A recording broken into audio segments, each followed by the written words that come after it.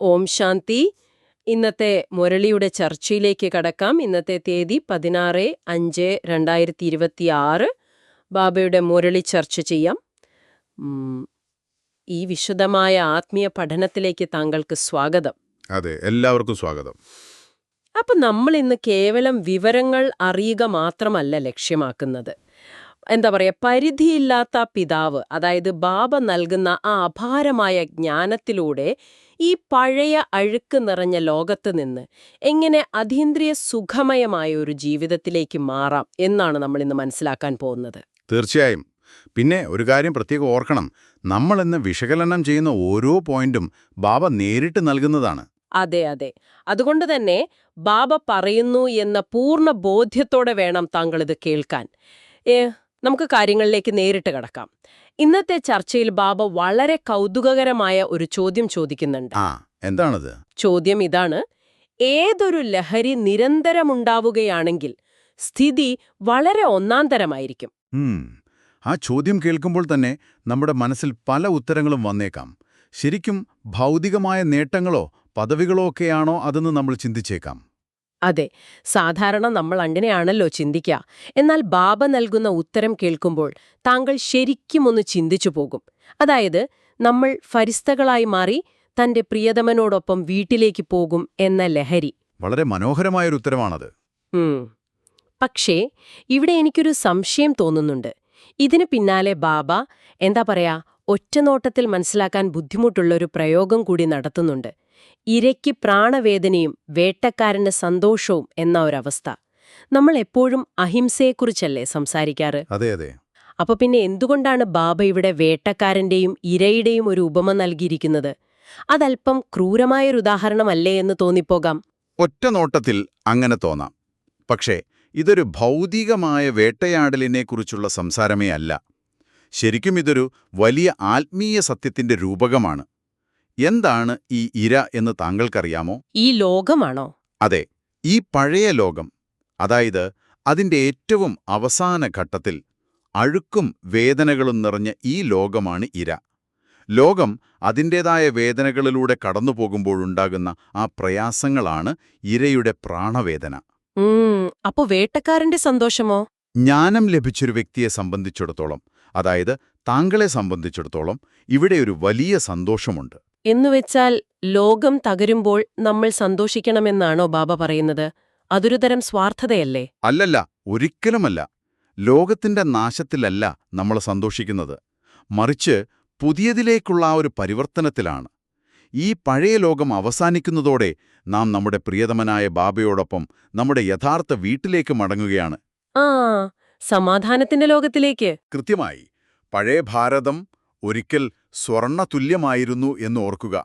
ആ പഴയ പ്രതാപത്തിലേക്ക്, സത്യയുഗത്തിലേക്ക് തിരികെ പോകുന്നതിന്റെ ആവേശമാണ് വേട്ടക്കാരന്റെ സന്തോഷമായി ബാബ ഉപമിക്കുന്നത്.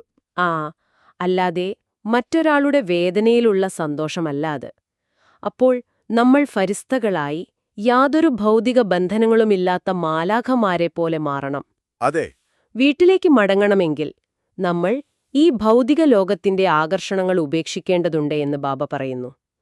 പക്ഷേ ഈ ശരീരത്തിൽ ജീവിച്ചുകൊണ്ട് തന്നെ ശരീരബോധം ഉപേക്ഷിക്കുക എന്നത് അത് പ്രായോഗികമായി എങ്ങനെ സാധിക്കും? അത് ശരിയാണ്. നമ്മൾ വിശപ്പും വേദനയുമൊക്കെ അറിയുന്നുണ്ടല്ലോ. ഉവ്വ്. അപ്പോൾ പിന്നെ എങ്ങനെയാണൊരു പഴയ വാടക വീട് ഉപേക്ഷിച്ചു പോകുന്നതുപോലെ നമ്മൾ ഈ ശരീരത്തെ കാണുക? അവിടെയാണ് ബാബ പ്രകൃതിയിൽ നിന്നുള്ള വളരെ ലളിതമായ ഒരു ഉദാഹരണം നമ്മെ കാണിക്കുന്നത്. താങ്കൾ പാമ്പ് അതിന്റെ പുറന്തോട് ഉരിഞ്ഞു കളയുന്നത് കണ്ടിട്ടുണ്ടാവുമല്ലോ. ഉവ്വ്, പാമ്പ് പടം പൊഴിക്കുന്നത്. അതേ അതെ. പാമ്പ് അതിന്റെ പഴയ തോട് ഉപേക്ഷിക്കുമ്പോൾ അതിന് യാതൊരു വിഷമവുമില്ല. വളരെ സ്വാഭാവികമായൊരു പ്രക്രിയയാണത്. പഴയതുപേക്ഷിച്ച് പുതിയതെടുക്കുന്നു. അതുപോലെ നമ്മൾ ഈ പഴയ തോട്, അതായത് ഈ ജീർണിച്ച ശരീരവും ശരീരബോധവും ഉപേക്ഷിച്ച് പുതിയതെടുക്കണമെന്ന ബോധ്യമാണ് ബാബ നൽകുന്നത്. ദേഹി അഭിമാനിയായി മാറൂ എന്ന് പറയുന്നത് ഇതിനെയാണ്. ശരീരമാണ് ഞാൻ എന്ന ബോധത്തിൽ നിന്ന് ആത്മാവാണ് ഞാൻ എന്ന ബോധത്തിലേക്കുള്ള മാറ്റം. ഈ ആശയത്തെ വ്യക്തമാക്കാൻ ബാബ മറ്റൊരു വിചിത്രമായ ഉദാഹരണം കൂടി നൽകുന്നുണ്ട്. 108 തുന്നുള്ളുള്ള വസ്ത്രത്തിന്റെ കാര്യമല്ലേ? അതെ, 108 തുന്നലുള്ള വസ്ത്രം ധരിക്കുക എന്നത്. എന്തുകൊണ്ടാണ് കൃത്യം 108 തുന്നലുകൾ എന്ന് പറയുന്നത്? ഇതൊരു വല്ലാത്ത കണക്കാണല്ലോ. ഉം. ആ 108 എന്നത് നമ്മുടെ ഭൗതിക ബന്ധനങ്ങളുടെ ഒരു പ്രതീകമാണ്. ഒരുപാട് കീറിപ്പറഞ്ഞൊരു വസ്ത്രം 108 സ്ഥലത്ത് തുന്നിച്ചേർത്ത് ധരിച്ചാൽ എങ്ങനെയിരിക്കുമെന്ന് താങ്കളൊന്ന് ചിന്തിച്ചു നോക്കൂ. അത് വളരെ വികൃതമായിരിക്കുമല്ലോ. അതുപോലെയാണ് മനുഷ്യന്റെ ഇന്നത്തെ അവസ്ഥ. ബ്രഹ്മബാബയ്ക്ക് തന്നെ തുടക്കത്തിൽ വലിയ ആളുകളുമായും വജ്രവ്യാപാരികളുമായെല്ലാം അടുത്ത ബന്ധമുണ്ടായിരുന്നല്ലോ. ബിസിനസ്, കുടുംബം, പദവികൾ തുടങ്ങിയ അസംഖ്യം കാര്യങ്ങളുമായി നമ്മൾ നമ്മെ തന്നെ തുന്നിച്ചേർത്തിരിക്കുകയാണ്. ശരിയാണ്. ആ വലിയ ലഹരികളിൽ നിന്ന് സ്വയം എങ്ങനെ മുറിച്ചുമാറ്റാം എന്നാണ് ഇതിലൂടെ അർത്ഥമാക്കുന്നത്. ഞാൻ ആത്മാവാണ്, ഈ ശരീരം വെറുമൊരു വാടക വീട് മാത്രമാണ് എന്ന് നിരന്തരമായ ഓർമ്മയാണ് ആ തുന്നലുകൾ ഓരോന്നായി പൊട്ടിച്ചെറിയാൻ നമ്മെ സഹായിക്കുന്നത്. അപ്പോ ആ തുന്നലുകൾ പൊട്ടിച്ചെറിയാൻ ബാബ നൽകുന്ന ആയുധം, അതായത് ആ മന്ത്രം, എത്ര ലളിതമാണെന്ന് നോക്കൂ. ഒറ്റ വാക്ക്, മന്മനാഭവ്, എന്നെ മാത്രം ഓർമ്മിക്കൂ എന്നാണ് ബാബ പറയുന്നത്. അതെ, ഏറ്റവും ലളിതമായ മന്ത്രം. പക്ഷേ പുറത്തു നമ്മൾ കാണുന്നത് മറ്റൊന്നാണല്ലോ. അനേകം ഹഠയോഗങ്ങളും തലകുത്തി നിൽക്കുന്നതുൾപ്പെടെയുള്ള സങ്കീർണമായ ശാരീരിക അഭ്യാസങ്ങളും ആത്മീയതയുടെ പേരിൽ പഠിപ്പിക്കപ്പെടുന്നുണ്ട്. ബാബ നൽകുന്ന ഈ രാജയോഗം അവയിൽ നിന്നെല്ലാം എങ്ങനെയാണ് വ്യത്യസ്തപ്പെട്ടിരിക്കുന്നത്? താങ്കൾ ജയ്പൂരിലെ മ്യൂസിയത്തിൽ പോയിട്ടുണ്ടെങ്കിൽ അവിടെ ഹഠയോഗത്തിന്റെ വിവിധ മാതൃകകൾ പ്രദർശിപ്പിച്ചിരിക്കുന്നത് കാണാൻ സാധിക്കും. ശരീരത്തെ വല്ലാതെ വളച്ചൊടിച്ചും വേദനകൾ സഹിച്ചും കൊണ്ടുള്ള രീതികളാണവ. ശരീരത്തെ പീഡിപ്പിച്ചുകൊണ്ട് മനസ്സിനെ നിയന്ത്രിക്കാനുള്ള ശ്രമം. കൃത്യമായി. എന്നാൽ ബാബ നൽകുന്ന മന്മനാഭവ എന്ന മന്ത്രത്തിന്റെ പ്രവർത്തന രീതി അതല്ല. ഇത് ബുദ്ധി കൊണ്ട് ചെയ്യേണ്ട കാര്യമാണ്. അതായത് ശാരീരികമായ യാതൊരു കഷ്ടപ്പാടുമില്ലാതെ. അതെ അതെ. എവിടെയിരുന്നും ജോലി ചെയ്തുകൊണ്ടോ യാത്ര ചെയ്തുകൊണ്ടോ എത്ര സുഖമായിരുന്നും താങ്കൾക്ക് ഈ യോഗം അഭ്യസിക്കാം. കാരണം മാറ്റം വരേണ്ടത് ശരീരത്തിലല്ല, ചിന്തകളിലാണ്.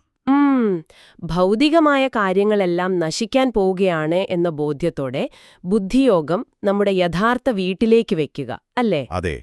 ബാബ പറയുന്നു, നമ്മൾ പഠിക്കുന്നത് ഭാവിയിലേക്കുള്ള രാജയോഗമാണ്. ബാക്കിയുള്ളതെല്ലാം നശിക്കാൻ പോവുകയാണ്. അതാണ് ഇതിന്റെ കാതൽ. അപ്പോ ഇവിടെ ഇത് കേൾക്കുന്ന താങ്കൾക്ക്, എന്നുവെച്ചാൽ നമ്മുടെ ശ്രോതാവിന് ന്യായമായ ഒരു സംശയം തോന്നാം. ആത്മീയത എന്നാൽ എല്ലാം ഉപേക്ഷിച്ചുള്ള ഒരു യാത്രയാണോ എന്ന് തോന്നിപ്പോകും. സാധാരണ അങ്ങനെയാണല്ലോ പറയാറ്. അതെ. സാധാരണ ഭക്തിമാർഗത്തിലായാലും നമ്മൾ കണ്ടിട്ടുള്ളത് ബുദ്ധനെ പോലുള്ളവർ വരെ സത്യം തേടിപ്പോയത് കുടുംബം ഉപേക്ഷിച്ചാണല്ലോ. കാട്ടിൽ പോയി തപസ് ചെയ്യുന്നതിനെയും സന്യാസം സ്വീകരിക്കുന്നതിനെയുമാണ് മഹത്വവൽക്കരിക്കുന്നത്. ശരിയാണ്. പക്ഷേ ബാബ ഇവിടെ പറയുന്നത് നേരെ മറിച്ചല്ലേ? ബാബ ഈ പറയുന്ന ഇരട്ടിപ്പഠനം, അതായത് ഡബിൾ കോഴ്സ് എന്നത് എന്താണ്? കുടുംബത്തിൽ നിന്നുകൊണ്ട് എങ്ങനെയാണ് ഇതെല്ലാം സാധ്യമാവുക? വളരെ കൃത്യമായൊരു വൈരുദ്ധ്യമാണ് താങ്കൾ ചൂണ്ടിക്കാണിച്ചത്. ലോകം പഠിപ്പിക്കുന്നതും ബാബ പഠിപ്പിക്കുന്നതും തമ്മിലുള്ള പ്രധാന വ്യത്യാസവും ഇതാണ്. കാട്ടിലേക്ക് ഒളിച്ചോടുന്നതര താരതമ്യേന എളുപ്പമുള്ള കാര്യമാണ്. കാരണം അവിടെ പ്രലോഭനങ്ങളില്ല.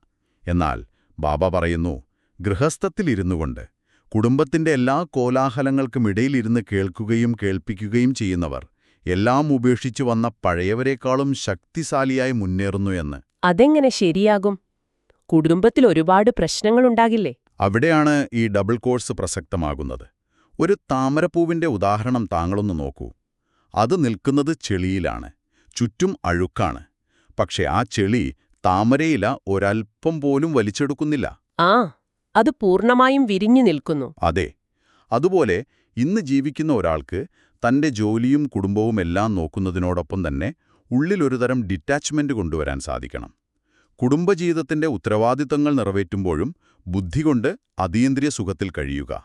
അതാണ് ഇരട്ടിപ്പഠനം. അപ്പോ നമ്മൾ ജോലി ഉപേക്ഷിക്കേണ്ടതില്ല, കുടുംബം ഉപേക്ഷിക്കേണ്ടതില്ല, എല്ലാം ചെയ്തുകൊണ്ട് തന്നെ ഉള്ളിലൊരു സന്യാസിയാകുക, അല്ലേ? കൃത്യമായി പറഞ്ഞാൽ അതുതന്നെ. ഇതിനെയാണ് പ്രവൃത്തിമാർഗം എന്ന് വിളിക്കുന്നത്. സത്യയുഗത്തിൽ ദേവീദേവതാധർവത്തിൽ ലക്ഷ്മീനാരായണന്മാർ പ്രവൃത്തിമാർഗത്തിലൂടെയാണ് രാജ്യം ഭരിച്ചിരുന്നത് എന്ന് നാം മനസ്സിലാക്കണം. കുടുംബമായി നിന്നുകൊണ്ട് തന്നെ. അതെ. അതുകൊണ്ട് കുടുംബജീവിതം ഒരിക്കലും ആത്മീയതയ്ക്കൊരു തടസ്സമല്ല. ഇതിനൊപ്പം ബാബ കന്യകമാരെക്കുറിച്ചും പ്രത്യേകം ഓർമ്മിപ്പിക്കുന്നുണ്ട്. അവർക്ക് വലിയ ഉത്തരവാദിത്തങ്ങളില്ലാത്തതുകൊണ്ട് അവർ വളരെ തീവ്രഗതിയിൽ മുന്നോട്ടു പോകണമെന്ന് ബാബ പറയുന്നു. അപ്പൊ ചുരുക്കത്തിൽ നമ്മൾ എവിടെയാണോ അവിടെ നിന്നുകൊണ്ട് ശ്യാമനിൽ നിന്ന് സുന്ദരനായി മാറാനുള്ള പുരുഷാർത്ഥമാണ് ചെയ്യേണ്ടത്. തീർച്ചയായും. ശ്യാമനിൽ നിന്ന് സുന്ദരനായി മാറുക എന്ന് പറയുമ്പോൾ അതൊരു ആന്തരികമായ മാറ്റമാണല്ലോ. ഇതിനായി ബാബ വിചാരസാഗര മഥനം ചെയ്യേണ്ടതിന്റെ ആവശ്യകത എടുത്തു കാണിക്കുന്നുണ്ട്. എന്താണ് ഈ വിചാരസാഗര മഥനം? താങ്കൾക്കതൊന്ന് വിശദമാക്കാമോ? വളരെ ലളിതമാണ്. നമ്മൾ ഭക്ഷണം കഴിച്ചിട്ട് അത് ദഹിക്കാതെ ഇരുന്നാൽ എന്തുണ്ടാകും? അത് ഗുണത്തേക്കാളേറെ ദോഷം ചെയ്യും. അതുപോലെ ലഭിക്കുന്ന ഈ അറിവുകളെ കേവലം കേട്ടുമറക്കാതെ അതിനെ നിരന്തരം ബുദ്ധിയിൽ കടഞ്ഞെടുക്കണം. ആത്മീയമായ ചിന്തകൾ. അതെ, ഈ അഴുക്ക് നിറഞ്ഞ ലോകത്തിരുന്നുകൊണ്ട് തന്നെ ഭാവിയെക്കുറിച്ച് ചിന്തിക്കുകയും സന്തോഷത്തിലേക്ക് വരികയും ചെയ്യണം. ബാബ പറയുന്നു, സ്വയം അവനവനോട് തന്നെ ദയയും കൃപയും കാണിക്കണമെന്ന്. സ്വന്തം ചിന്തകളെ ശരിയായ ദിശയിലേക്ക് നയിക്കുന്ന പരിശ്രമം കൊണ്ട് മാത്രമേ ഈ മാറ്റം സാധ്യമാകൂ. ഇതെല്ലാം കേൾക്കുമ്പോൾ സ്വാഭാവികമായും ഒരു ചോദ്യം വരും. നമ്മൾ സ്വർണതുല്യമായിരുന്നു എന്നൊക്കെ പറയുന്നു. പിന്നെ നമ്മൾ എങ്ങനെയാണ് ഈ മോശമായ അവസ്ഥയിലെത്തിയത്? സൃഷ്ടിചക്രത്തെക്കുറിച്ച് ബാബ വിവരിക്കുമ്പോൾ ഇംഗ്ലീഷിലെ ചില വാക്കുകൾ എത്ര മനോഹരമായാണ് ബാബ ഉപയോഗിക്കുന്നതെന്ന് താങ്കൾ ശ്രദ്ധിച്ചോ? സ്വർണം, വെള്ളി, ചെമ്പ്, ഇരുമ്പ്. അതെ അതെ, സൃഷ്ടിചക്രത്തിന്റെ രഹസ്യം ബാബയല്ലാതെ മറ്റാർക്കും ഇത്ര ലളിതമായി വ്യക്തമാക്കി തരാൻ കഴിയില്ല. ആത്മാവ് സതോ അവസ്ഥയിൽ നിന്ന് എങ്ങനെയാണ് തമോ അവസ്ഥയിലേക്ക് പതിക്കുന്നത് എന്ന് ഈ ലോഹങ്ങളിലൂടെ ബാബ കാണിച്ചു തരുന്നു. അതൊന്ന് വിശദമാക്കാമോ? സ്വർണമെന്നത് 100% പരിശുദ്ധമായ സത്യയുഗമാണ്. പിന്നീട് ത്രേതായുഗത്തിൽ അത് വെള്ളിയായി മാറി. തുടർന്ന് ദ്വാപരയുഗത്തിൽ ചെമ്പും. ഇപ്പോൾ ഈ കലിയുഗത്തിൽ അത് പൂർണ്ണമായും ഇരുമ്പുമായിരിക്കുന്നു. ഇതൊരു സയൻസ് ക്ലാസ് പോലെയാണല്ലോ ശരിക്കും അനുഭവപ്പെടുന്നത്. ഈ സതോ പ്രധാനം, തമോ പ്രധാനം എന്നൊക്കെ പറയുമ്പോൾ അത് കേൾക്കുന്നവർക്ക് വേഗത്തിൽ മനസ്സിലാകുമോ? ഇന്നത്തെ കാലത്തെ ഒരു ഉദാഹരണം വെച്ച് നോക്കാം. താങ്കൾ പുതിയൊരു സ്മാർട്ട് ഫോൺ വാങ്ങുന്നു എന്ന് കരുതുക. ബോക്സിൽ നിന്ന് പുറത്തെടുക്കുമ്പോൾ അത് സതോപ്രധാനമാണ്. യാതൊരു ഹാങ്ങിങ്ങുമില്ല, ഫുൾ ബാറ്ററി. അതാണ് സ്വർണം. അത് നല്ലൊരു ഉദാഹരണമാണ്. എന്നാൽ വർഷങ്ങൾ കഴിയുന്തോറും നമ്മളതിൽ ഒരുപാട് ആപ്പുകൾ ഇൻസ്റ്റാൾ ചെയ്യുന്നു, വൈറസുകൾ കയറുന്നു. അവസാനം അത് വല്ലാതെ സ്ലോ ആകുന്നു. ആ അവസ്ഥയാണ് തമോ പ്രധാനം അഥവാ ഇരുമ്പ്. ഭക്തിമാർഗത്തിൽ സതോ, രജോ, തമോ എന്ന് പറയുന്നുണ്ടെങ്കിലും ഈ മാറ്റങ്ങളെല്ലാം സംഭവിച്ചത് ആത്മാവിനാണെന്നവർ മനസ്സിലാക്കുന്നില്ല. അഴുക്കിനെക്കുറിച്ച് പറയുമ്പോഴാണ് ലോകത്തിലുള്ള വലിയൊരു തെറ്റിദ്ധാരണ ബാബ ചൂണ്ടിക്കാണിക്കുന്നത്. പലരും വിശ്വസിക്കുന്നത് ഗംഗയിൽ പോയി കുളിച്ചാൽ പാപങ്ങൾ മുഴുവൻ മാറുമെന്നാണ്. ബാബ പറയുന്നുണ്ട്, ചിലർ കനാലിൽ പോലും കുളിച്ച് പാപങ്ങൾ കഴുകിക്കളയാൻ ശ്രമിക്കുന്നുവെന്ന്. ഒന്ന് ചിന്തിച്ചു നോക്കൂ, കർമ്മങ്ങളുടെ ഫലം വെള്ളം കൊണ്ട് കഴുകിയാൽ പോകുമോ? അത് ചിന്തിക്കുമ്പോൾ തന്നെ അതിലെ യുക്തിയില്ലായ്മ മനസ്സിലാകുമല്ലോ. ജലം ഭൗതികമാണ്, ആത്മാവ് അഭൗതികമാണ്. ഭൗതികമായ വെള്ളത്തിന് ശരീരത്തിലെ അഴുക്ക് മാത്രമേ കളയാൻ സാധിക്കൂ. കർമ്മങ്ങളുടെ കണക്കുപുസ്തകം വെള്ളത്തിൽ മുക്കിയാൽ മാഞ്ഞു പോകില്ല. അതെ അതെ. ബാബ പറയുന്നു, ആത്മാവ് വീണ്ടും സതോപ്രധാനമായി മാറാൻ വേണ്ടത് ജലം കൊണ്ടുള്ള സ്നാനമല്ല, മറിച്ച് ഓർമ്മയുടെ സ്നാനം അഥവാ ജ്ഞാനസ്നാനമാണ്. ഈ ജ്ഞാനസ്നാനം എന്ന് പറഞ്ഞാൽ എന്താണ് കൃത്യമായി ഉദ്ദേശിക്കുന്നത്? ബാബയെ നിരന്തരം ഓർമ്മിക്കുന്നതിലൂടെ, അതായത് യോഗബലത്തിലൂടെ നമ്മുടെ ചിന്തകളെ ശുദ്ധീകരിക്കുക എന്നതാണ് ജ്ഞാനസ്നാനം. ആ യോഗാഗ്നിയിലൂടെ മാത്രമേ പാപങ്ങൾ ഭസ്മമാകുകയുള്ളൂ. പുറത്ത് പലരും വലിയ പ്രഭാഷണങ്ങൾ നടത്തുന്നുണ്ടാകാം. എന്നാൽ സൃഷ്ടിചക്രത്തെക്കുറിച്ചുള്ള യഥാർത്ഥ ജ്ഞാനം ബാബയ്ക്ക് മാത്രമേ നൽകാനാകൂ. ഈ ജ്ഞാനസ്നാനത്തിലൂടെയും യോഗബലത്തിലൂടെയുമാണ് നാം പുതിയ രാജ്യം സ്ഥാപിക്കുന്നത്. അപ്പോൾ എനിക്കൊരു സംശയം. എനിക്ക് ജ്ഞാനം ലഭിച്ചു, ഞാൻ യോഗം ചെയ്യുന്നു, എന്റെ ജീവിതം സന്തോഷകരമാകുന്നു. ഞാൻ സ്വയം രക്ഷപ്പെട്ടാൽ പോരെ? ഈ ജ്ഞാനം എന്തിനു മറ്റുള്ളവരെ അറിയിക്കണം? ഗ്രാമങ്ങളിൽ പ്രൊജക്ടറുകളും പ്രദർശിനികളും വെക്കണമെന്നൊക്കെ ബാബ പറയുന്നുണ്ടല്ലോ. ഇതിന്റെയൊക്കെ ആവശ്യമെന്താണ്? അവിടെയാണ് സേവനത്തിന്റെ വിശാലത നമ്മൾ മനസ്സിലാക്കേണ്ടത്. സ്വയം രക്ഷപ്പെടുക എന്നത് വലിയ കാര്യമാണ്. എന്നാൽ തനിക്ക് ലഭിച്ച വെളിച്ചം ഇരുട്ടിൽ നിൽക്കുന്ന മറ്റുള്ളവർക്ക് കൂടി നൽകുക എന്നത് ഒരു ആത്മീയ വിദ്യാർത്ഥിയുടെ കടമയാണ്. എല്ലാവർക്കും സെന്ററുകളിലേക്ക് വരാൻ കഴിഞ്ഞെന്നു വരില്ല. ശരിയാണ്. അതുകൊണ്ടാണ് ഗ്രാമങ്ങളിൽ പ്രൊജക്ടറുകളും പ്രദർശനികളും വെക്കണം എന്ന് ബാബ പറയുന്നത്. വീടുകളിൽ ചെന്ന് ബാബയുടെ സന്ദേശമെത്തിക്കണം. ഭാവിയിൽ നിങ്ങളുടെ പ്രദർശനികൾ ഗ്രാമങ്ങളിൽ ഉണ്ടാകും എന്ന് ബാബ ഉറപ്പു നൽകുന്നു. പക്ഷെ ഇവിടെ ബാബ വലിയൊരു മുന്നറിയിപ്പ് കൂടി നൽകുന്നുണ്ടല്ലേ? നമ്മൾ പ്രഭാഷണം ചെയ്യുമ്പോഴോ ജ്ഞാനം പങ്കുവെക്കുമ്പോഴോ ഒരിക്കലും ദേഹാഭിമാനത്തോടെ അത് ചെയ്യാൻ പാടില്ല എന്ന്. ഞാൻ വലിയ ജ്ഞാനിയാണ് എന്ന ഭാവം പാടില്ല എന്ന്. തികച്ചും. സേവനത്തിൽ അഹങ്കാരത്തിന് സ്ഥാനമില്ല. ജ്ഞാനത്തിന്റെ പോയിന്റുകൾ ബുദ്ധിയിൽ ധാരധാരയായി വീഴണമെന്ന് ബാബ പറയുന്നു. സ്വാഭാവികമായി ഉള്ളിൽ നിന്ന് വരണം, അല്ലാതെ കാണാപ്പാടം പഠിച്ചു പറയുന്നത് പോലെ ആകരുത്. ചിലർ ചിന്തിക്കും, ആ പോയിന്റ് കൂടി പറഞ്ഞിരുന്നെങ്കിൽ എനിക്ക് കുറച്ചുകൂടി കയ്യടി കിട്ടുമായിരുന്നു എന്ന്. അത് അഹങ്കാരമാണ്. അതെ, അത് ദേഹാഭിമാനത്തിന്റെ ലക്ഷണമാണ്. അങ്ങനെയുള്ള ചിന്തകൾ ഉണ്ടാകാൻ പാടില്ല. അതെ, ബാബ നമ്മെ ഓർമ്മിപ്പിക്കുന്നത് താങ്കൾക്കിപ്പോൾ ജ്ഞാനത്തിന്റെ മൂന്നാമത്തെ നേത്രം ലഭിച്ചിരിക്കുന്നു എന്നാണ്. താങ്കൾ വെറുമൊരു സാധാരണക്കാരനല്ല, ത്രിനേത്രികളായി മാറിയിരിക്കുന്നു. ഞാൻ വെറുമൊരു ശരീരമല്ല, ആത്മാവാണെന്ന ജ്ഞാനം, ആത്മാവ് തന്നെയാണ് ധാരണ ചെയ്യുന്നത്. ഈ പഠിപ്പിലൂടെ നമ്മളൊരു രാജ്യം തന്നെ നേടുന്നു എന്ന ആ വലിയ സന്തോഷം നമുക്കെപ്പോഴും ഉണ്ടാകണം. സത്യം. നമ്മുടെ രാജ്യം വരികയാണ് എന്ന ആത്മവിശ്വാസമാണ് നമ്മെ എപ്പോഴും മുന്നോട്ട് നയിക്കേണ്ടത്. പഠിക്കുന്നവർക്ക് എപ്പോഴും അവരുടെ ഭാവി പദവിയാണ് ഓർമ്മ വരിക. നല്ല രീതിയിൽ പഠിച്ചാൽ ഭാവി രാജധാനിയിൽ രാജ്യസിംഹാസനത്തിലിരിക്കാം എന്ന് ബാബ പറയുന്നു. ആ ഒരു സമർത്ഥമായ അവസ്ഥയിലേക്ക് നമ്മളും വളരണം. തീർച്ചയായും അതൊരു ഗംഭീരമായ ലക്ഷ്യമാണ്. നമ്മുടെ ഈ ചർച്ച അവസാനിക്കുന്നതിനു മുൻപ് നമ്മൾ ഇതുവരെ സംസാരിച്ച കാര്യങ്ങളുടെ രത്നചുരുക്കം എന്താണെന്ന് നോക്കാം. പ്രധാനമായും 4 കാര്യങ്ങളാണ് നാം മനസ്സിലാക്കിയത്. 1. പാമ്പ് തോടുരിയും പോലെ ഈ പഴയ ശരീരത്തെയും ലോകത്തെയും ബുദ്ധി കൊണ്ട് മറക്കുക. ഭൗതിക ആകർഷണങ്ങൾ വെടിഞ്ഞ് ഫരിസ്തകളാകുക. 2. കാട്ടിലേക്ക് ഓടിപ്പോവുകയല്ല വേണ്ടത്, മറിച്ച് ഗൃഹസ്ഥത്തിലിരുന്ന് തന്നെ ഡബിൾ പഠിപ്പ് പഠിച്ച് കൂടുതൽ ശക്തിശാലികളാവുക.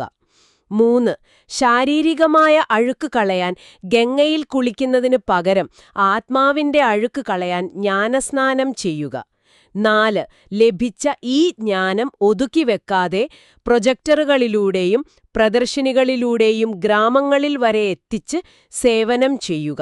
ഈ പറഞ്ഞവയെല്ലാം പ്രായോഗികമാക്കാൻ നാം നിരന്തരം പരിശ്രമിക്കേണ്ടതുണ്ട്. അതെ. ഇനി ഇന്നത്തെ മുരളിയിലെ ധാരണയ്ക്കുള്ള മുഖ്യ സാരമെന്താണെന്ന് ഞാൻ വായിക്കാം. ദയവായി ശ്രദ്ധിക്കുക. 1. അതീന്ദ്രിയ സുഖത്തിന്റെ അനുഭവം ചെയ്യുന്നതിനു വേണ്ടി ദേഹബോധം ഉപേക്ഷിക്കാനുള്ള പുരുഷാർത്ഥം ചെയ്യണം. ഇപ്പോൾ തിരിച്ചു വീട്ടിലേക്ക് പോകണം. അതിനാൽ ബുദ്ധിയോഗം വീടുമായി വെക്കണം. 2. ഗൃഹസ്ഥത്തിലിരുന്നുകൊണ്ട് പഠിപ്പും പഠിക്കണം, ഡബിൾ കോഴ്സ് എടുക്കണം, ജ്ഞാനസ്നാനവും ഓർമ്മയുടെ യാത്ര ചെയ്യുകയും ചെയ്യിപ്പിക്കുകയും വേണം. ഇതിനോടൊപ്പം തന്നെ ഇന്നത്തെ വരദാനം കൂടി താങ്കൾ വ്യക്തമാക്കാമോ? ഇന്നത്തെ ബാബയുടെ വരദാനം ഇതാണ്: കോമളതയെ ആശ്ചര്യത്തിലേക്ക് പരിവർത്തനം ചെയ്ത് മായാജീത്തായി മാറുന്ന ശക്തിസ്വരൂപരായി ഭവിക്കട്ടെ. ഇതിന്റെ അർത്ഥം വളരെ ആഴത്തിലുള്ളതാണ്. എന്താണത്? കേവലം സ്വന്തം സംസ്കാരങ്ങളെ മാറ്റുന്നതിൽ മാത്രം നമ്മൾ കോമളരായാൽ, അതായത് സോഫ്റ്റ് ആയാൽ പോരാ. ദുഷ്കർമ്മങ്ങൾ ചെയ്യുന്നതിൽ നിന്നോ മായയുടെ പ്രലോഭനങ്ങളിൽ നിന്നോ ഒഴിഞ്ഞുമാറുന്ന കാര്യത്തിൽ ഒരിക്കലും കോമളരാകാൻ പാടില്ല എന്നാണ് ബാബ പറയുന്നത്. അവിടെ ഒരു വിട്ടുവീഴ്ചയുമില്ലാത്ത ശക്തിരൂപരാകണം. മായയുടെ അമ്പുകൾ ഏൽക്കാതിരിക്കണമെങ്കിൽ മുഖത്തും നയനങ്ങളിലും ശക്തിരൂപം കാണിക്കണം. എങ്കിൽ മാത്രമേ മായാജീത്തായി പാസ്സായതിന്റെ സർട്ടിഫിക്കറ്റ് ലഭിക്കൂ.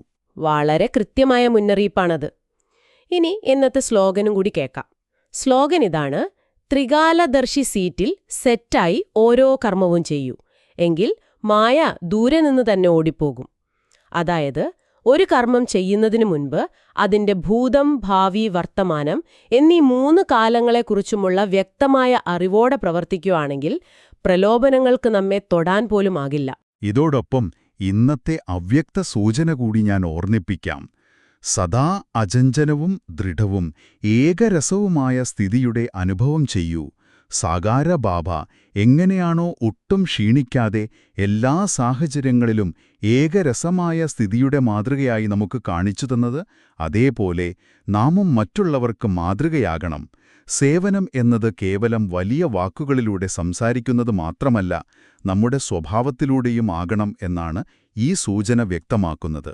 വളരെ ശരിയാണ്. നമ്മുടെ ഈ വിശദമായ ആത്മീയ പഠനം നമ്മെ ഒരുപാട് കാര്യങ്ങൾ ചിന്തിപ്പിക്കുന്നുണ്ട്. ഈ ചർച്ച അവസാനിപ്പിക്കും മുൻപ് താങ്കളുടെ മനസ്സിനെ എപ്പോഴും ഉണർത്തി നിർത്തുന്ന ഒരു ചോദ്യം, ഒരു അവസാനത്തെ ചിന്ത ഞാൻ നൽകാം. ഇന്ന് നാം ഈ ഭൗതിക കണ്ണുകൾ കൊണ്ട് കാണുന്ന വലിയ കെട്ടിടങ്ങളും പദവികളും സമ്പത്തുമെല്ലാം സത്യയുഗത്തിൽ ഇല്ലാതാകുമെന്നും അവയെല്ലാം നശിക്കാൻ പോകുകയാണെന്നും ബാബ വ്യക്തമായി പറയുന്നുണ്ട്. അതെ. അങ്ങനെയെങ്കിൽ ഒരൽപ്പം മാറി നിന്നുകൊണ്ട് സ്വയം ഒന്ന് ചോദിച്ചു നോക്കൂ, തികച്ചും നശ്വരമായ, നാളെ ഇല്ലാതാകാൻ പോകുന്ന ഈ കാര്യങ്ങൾക്ക് വേണ്ടിയാണോ നാം ഇന്ന് നമ്മുടെ സമയവും ഊർജവും ഏറ്റവും കൂടുതൽ ചെലവാക്കുന്നത്? അതോ ശാശ്വതമായ ശാശ്വത യുഗത്തിലേക്കുള്ള ഒരുക്കത്തിലാണോ നമ്മുടെ ശ്രദ്ധ?